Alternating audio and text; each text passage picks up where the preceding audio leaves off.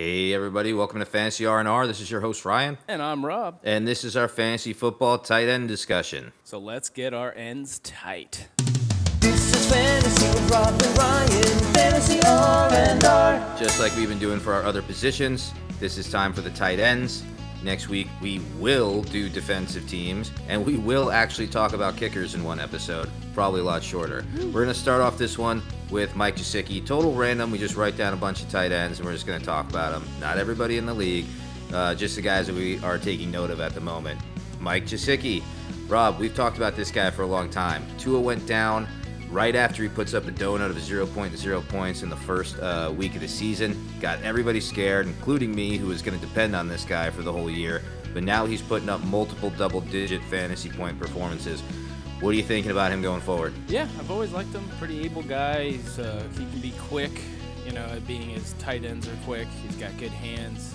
Just needs somebody to be able to throw to him consistently, and maybe Jacoby Brissette is that guy. Emoji with the guy or woman with the hands up, palms up, shrugging their shoulders. Maybe. Who knows? Yeah, we finally saw him get in the end zone in this last week, albeit late in the game. I don't even think he had too many targets until the third quarter. I was starting to get nervous again. Josecki comes in, makes a couple of big plays while the Dolphins are almost in garbage time, struggling and desperate against the Colts. It was an interesting second half of the game. I think, though, going up against the Tampa Bay defense, that maybe lower your expectations just a little bit, but he's going to be a target for Jacoby Brissette going forward, and Tua is supposed to return week 6 against Jacksonville, and maybe we could see even more of a spark then, depending on if Tua is the real deal or not. Another guy that's kind of frustrating to start the season, I actually wasted a second-round draft pick on him last year, Comet. This guy's big, and he's strong. Do you think with the addition of Justin Fields starting this week that maybe we'll see the offense settle in, or is he just going to be an afterthought? I mean, it could be very possible. I would think as they're trying to get Fields comfortable, I would believe like Allen Robinson would be the go-to, even Darnell Mooney. They might just use Comet as a blocker, just to make sure that Fields has enough time, especially after that, the first week he started a couple weeks back where he got sacked 9 times. Yeah. I don't know. That whole Chicago team to me is just in a complete flux. I have no idea. I mean, do you believe in Pat Freiermuth being a quicker breakout than in his rookie year than Cole Kmet was in his 2 years? I would like to say yes, but Ben Roethlisberger has to be able to throw the ball. Essentially Pat Freiermuth already has, 2 touchdowns in 4 weeks. Him and Josecki, I grew up watching with Penn State and everything, and a big able body with great hands. I even think Freiermuth's better than Josecki, just being completely honest. He just needs the consistent passing. So I think it's possible. It's just whether or not Big Ben's going to stay healthy enough this year. What about you? Well, I mean, it's interesting because Freiermuth is the one with the touchdown, not Cole Kmet. And, Freiermuth went in there with Eric Ebron as his competition. Cole Kmet went in with Jimmy Graham as competition, but Jimmy Graham's on his way out. He's old. It's like an Ertz situation. Maybe he's still serviceable in some areas, but it's supposed to be the Cole Kmet show at tight end. But you're right, Cole Kmet's just doing a lot of physical blocking, running, pancaking guys over. I mean, he's got good hands. He's a really, really big dude. So, I mean, I'd love to see him as an end zone target. But until the Chicago offense gets going, that's not happening. And until the Steelers offense gets going, I don't know what to make of Freiermuth. The interesting thing is I started off the show with these 3 guys, and they're all on my ESPN Dynasty team. I got Josecki in my starting slot. Then I got Comet and Freiermuth as speculative bench ads. I've always had trouble at tight end. So, it's just I can't seem to lock that position in. I'm very bad at it. It's not like defenses. I just can't seem to pick tight ends very well. And it's slim pickings to begin with this year. I mean, for example, Noah Fant is actually starting to break out a little bit as a fantasy option. I still think he's got some problems with his hands where he, not necessarily like fumbling, but just like, and not always just obvious drops, but he just doesn't seem to turn around and lock in a catch before he starts to try and run with it. But as it stands, Fant has 27 targets on the season in 4 weeks, and he's got a pair of touchdowns, while, for example, someone like George Kittle who is supposed to be, a top 3 tight end, he doesn't even have a touchdown and he's ranked outside of the top 10 in tight ends right now as it stands. My dad in our league is starting Noah Fant over George Kittle. I think that kind of shows you just how thin the tight end position is this year and how much you can't trust it. Now, the one guy you can trust, this next guy. Take it away. Travis Kelce, my guy. Talked about him, at extent. That's why I do what I do, and even just in a redraft league this season, I took him with my first round pick. I think I had the 4th, 5th, or 6th pick, and I was like, crap, I don't want this pick, because I got to see who I believe were the best running backs in CMC, Derrick Henry, and Alvin Kamara all go. I liked Nick Chubb, but I said to myself, with the split carries with Kareem Hunt, I couldn't trust it. I was like, why not take Travis Kelce, who, you're saying you have a hard time with tight end position. Yeah, everybody does that doesn't have Travis Kelce, and I think you could agree with me on that one. So, I don't know. I mean, you got me onto a guy, Dallas Goedert, and I like him a lot. I drafted him in another league. I believe over Cole Komet when I texted you, or I called you about that draft position. But Ertz is kind of eating into his time. What's your take into Philly's tight end position? Yeah, it's incredibly frustrating, because that is the problem. You'd think this would be a tight end 1 situation. So you're right. I mean, Travis Kelce is the only guy we can ever trust to draft as a pure tight end. He was on my championship team in 2015. I know he put up a 4-point game this last week. Calm the fuck down, everyone. It happens. He's still the number 1 tight end in fantasy, 20-plus points for 3 weeks in a row. However, I kind of expected that volume for Goddard going into this season, and conversely, Zach Ertz used to be that kind of volume going. I mean, Ertz was the Kittle or the Darren Waller of years prior, and everyone's always on Ertz nuts. And I think even one year you were speculating, when you started going into the strategy of taking a tight end early, you were talking about taking Ertz, and I was like, I just don't know if I would waste a first round pick on someone like Zach Ertz, who's gonna just be phased out of this offense slowly. And I'm surprised it hasn't happened fully yet. Goddard is still the one who's getting the big play targets, and he's catching touchdowns so far, but Ertz is getting peppered in enough to where Goddard doesn't feel like a tight end 1. So I think it's one of those things where, like, Goddard's going to be a top 10 tight end, and there's really only, sometimes not even 32 tight ends to target in a fantasy draft. Sometimes it's not that cut and dry. We'll talk about that in a second, but I do think that Goddard, you can keep him in your lineups, but you don't expect a 10-point performance every week until Ertz is just out of the picture. For example, what I was saying about there not always being 32 tight ends to even target. Yeah. Who's that guy in the fucking Jaguars now?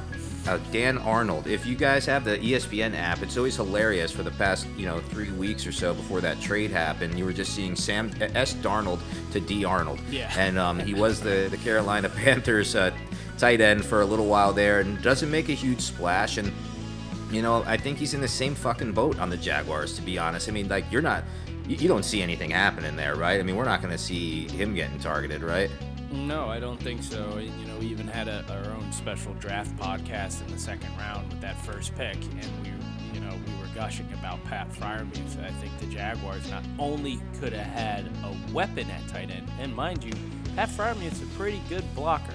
Pat Freiermuth, going up through Penn State, they were calling him Baby Gronk. In his 3rd season, he's just a big guy, good power, great hands. The Jaguars could have been perfectly fine taking him and not having to work about any type of Arnold, let alone any other type of tight end, that O'Shaughnessy and all these other goops they've had. So, I don't know, man. I don't even care who the Jaguars tight end is at this point. Let's just get the damn win, please. Exactly. From one huge disappointment. Yeah. No, go ahead, Ryan. I think we're about to. Huge disappointment there. Let's move on to the next disappointment. Yeah. Janu Smith, was a huge guy, big target. We thought he was going to break out a little bit on the Titans there. Goes over to New England. Hunter Henry goes to New England. Hunter Henry starts off the season hurt, as predicted. We think Janu Smith's really going to be a target here for Mac Jones, because he really seemed to be the one receiver on the team with a lot of talent, besides N'Keal Harry, who's still dealing with injuries and, bad practice performances. Janu Smith, we expected more of. Decent amount of targets so far, 21 targets on the season. he has under 100 yards total and 1 touchdown. Hunter Henry logged 40% of the snaps. 40 snaps last week, and he gets a score for 32 yards. This dual tandem thing, that really bothers me, and I feel bad for people who drafted Janu Smith thinking like, oh, this is great value, because you really got none back. Right. If it's me, I don't see this changing. Do you think he can break out going forward? Yeah, I mean, I guess it's possible. Again, this is just riding on if Mac Jones is going to be a good quarterback this year or not. And as of right now, it does not appear so. My belief to this is they're trying to fit Mac Jones into a Tom Brady-sized hole in what was the Patriots offense, when I believe the Patriots offense just needs to evolve. I mean, there's one Tom Brady, there will always be one Tom Brady, and it's not Mac Jones. So in order for me to understand what the Patriots are doing, or let alone what Janu Smith is doing, it's all lying on the shoulders right now of Mac Jones. So I don't know. And to continue from another disappointment, I know you've got something to say about this next guy, Kyle Pitts, man. What's your take on him right now? He was drafted pretty early for a lot of guys. Yeah, not just in rookie dynasty leagues. I mean, he fell to me at pick 7 overall in my $600 league, and I think that's decent value for who I would have gotten anyway. I mean, Jamar Chase was off the board, Najee Harris is off the board. Guys like that, they're already gone. I'm almost glad Trevor Lawrence didn't fall to me, because definitely wouldn't have been a win now situation if that was my quarterback instead of Jalen Hurts going forward this year. DJ Chark out. Didn't turn out exactly how I thought it would in the first place. So Kyle Pitts, not the worst value, but the return value so far, a little underwhelming. His best fantasy performance of the season so far was week 2 against Tampa Bay with 5 receptions, 6 targets, 73 yards, 9.8 points in our league. A little bit more in standard leagues. We only give half a point per catch. Last week, 9 targets, only caught 4 of them for 50 yards, and he still has yet to get a touchdown. To put this in a little bit of perspective for everybody, Calvin Ridley is having an excellent season, and it's coming. All of this is coming from quarterback Matt Ryan, who finally puts up 4 touchdowns and 283 yards in his best performance of the season last week. This was against Washington. He's going up against the Jets this week. We just talked about him in our Week 5 preview. I think this is the week that Kyle Pitts breaks out, and then he's going to have the bye after that. So this is really crunch time for fantasy managers to decide, are you just hoping Kyle Pitts is going to break out one week and you've been stashing some other guy behind him the whole time? Or are you seriously considering maybe benching Pitts for someone else going forward? I mean, me personally in a Yahoo league, I actually have Pitts in my flex position most of the time because I've already got Travis Kelce and Mahomes. So I'm usually pairing them up every week, and then Pitts is just there to fill in when Kelsey's gone. So it hasn't been a huge blow to me, but I've looked for other options at flex. I think it's going to happen. He's just in his rookie season. It's been 4 weeks. The Falcons are bad. Matt Ryan is inconsistent. Matt Ryan started the season a lot like we thought he would, and we thought he was going to get 1 or 2 big games, and that would be it. I mean, we just have to hope that they change their whole format going forward. Kyle Pitts should be targeted in the end zone more than he is. Another guy I wanted to look at, for my fantasy team, thank God the guy in our league that I offered the trade to either didn't see it or what, but Logan Thomas, you're telling me he's out for weeks now. Yeah, they're saying, I believe, 4 weeks, so that's a huge blow to the Washington football team, and for fantasy, players alike. But, fortunately enough for Logan Thomas, just to talk about two tight ends, Dawson Knox and Dalton Schultz, who were widely available just not even a week ago, could potentially be great shoo-ins for that position. If you had Logan Thomas, who had a great year last year. Dawson Knox and Dalton Schultz, man, they've started off the season red hot. I mean, what's your take on those two right now? Yeah, I actually kind of look at them as the same way. They're on a team stacked. They're both on teams stacked with wide receiver options. On the Bills, you got Stephon Diggs, you got Emmanuel Sanders, Cole Beasley, Gabriel Davis as a last option. Dawson Knox is going to have his day, and then he's going to not have his day.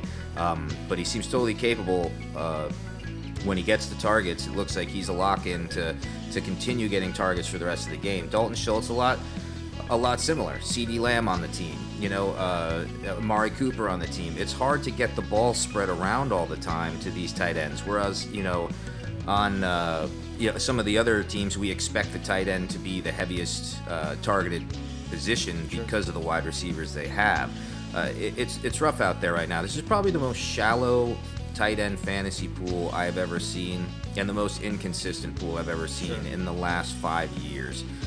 It's going to be like that going forward. But obviously, if you've got Logan Thomas, or let's talk about Evan Ingram for a second. If you've got those guys, I think Dawson, Knox, and Dalton Schultz are probably going to be your better option. Yeah. But I think personally, at this point, Evan Ingram is totally droppable, which is shocking because last year he had a bit of a breakout year. It might have been the year before. Maybe I'm wrong. It's been a blur because I used to have that guy on my team. But I mean, even as good as Daniel Jones is playing, they're not getting the ball to Ingram. What do you make of that situation? Is it you really think like Tony is going to get the ball more often and then Ingram's been pushed to the back burner? It could just be one of those things. The NFL is so tricky to understand their tight end position. You can see tight ends blow up in college and then just pretty much amount to absolutely nothing in the NFL, just depending on whether or not the coach wants to use them. And in this situation, it appears that they're letting Danny Dimes throw all over the field except to Ingram.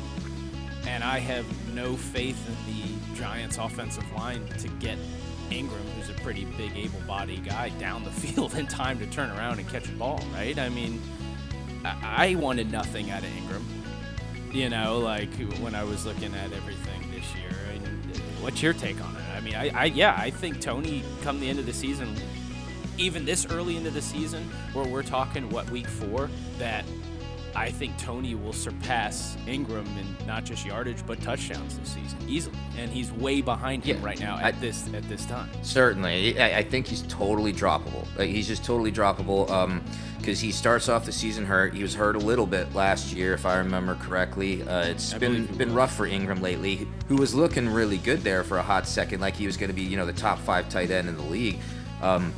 However, comes back off the injury, he puts up 2 underwhelming performances, and then you've got a guy like CJ Uzoma, who you can talk about here, who did nothing for the first 3 weeks, but he has a breakout game of 95 yards and 2 TDs. I think you take the dice and you roll them on Uzoma rather than Ingram week to week, and that's just my take so far. What do you think about this guy? I mean, he's unrostered.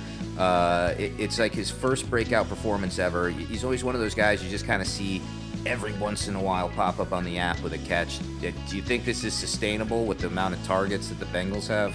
I would like to, for as much as we're talking about quarterbacks and their tight ends, I would like to say that I love what Joe Burrow's doing in Cincinnati. I believe that what Joe Burrow is doing is sustainable, and I think he is this good of an NFL quarterback.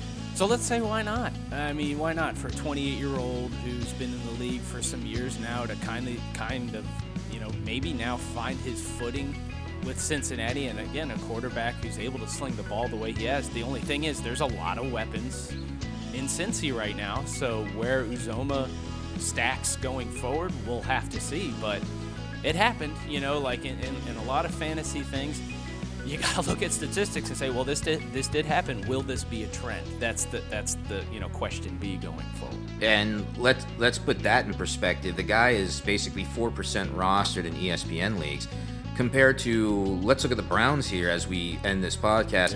Yeah. Austin Hooper, who was a thing on the Falcons for about 2 seconds, goes over the Browns to split time with Njoku.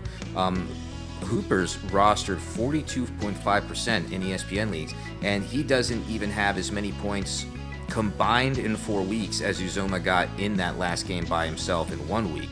So Hooper, for example, has the touchdown, tends to get the majority of the targets in tight ends on the Browns, but he is splitting time with 2 other guys. They're taking a complete committee approach, like running back by committee approach, to the tight ends on the Browns. Njoku is pretty much putting up the same performances. Hooper is ranked 24th. And I think Uzoma 14th at the moment. Njoku ranked 32nd tight end. And then on top of that, I believe that the Browns have a guy named Harrison Bryant, who's taking some snaps every once in a while. And, I mean, he's even further down the pack than both of them. Everybody's just getting a couple of targets, a couple of yards.